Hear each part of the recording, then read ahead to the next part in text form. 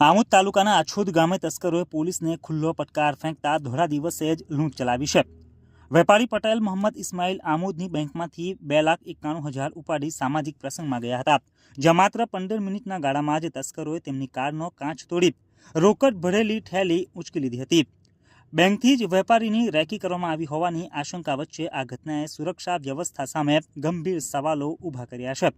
તસ્કરોની આ બેફામ હિંમતે સ્થાનિક વેપારીઓમાં ભય અને આક્રોશ ફેલાવ્યો છે।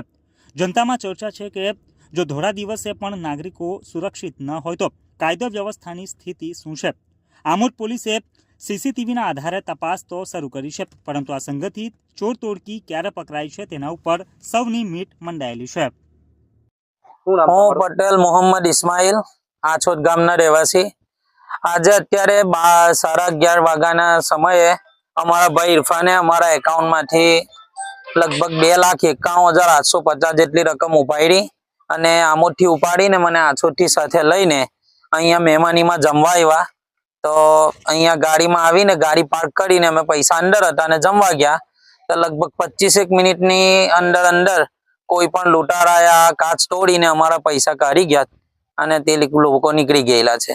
હવે આમોદ પોલીસ સ્ટેશનમાં જાણ કરેલી છે અને એ લોકો મહેનત કરી રહેલા છે, સીસીટીવી ચેક કરી રહેલા છે અને તપાસ ચાલુ છે। જોઈએ છે કોણ છે।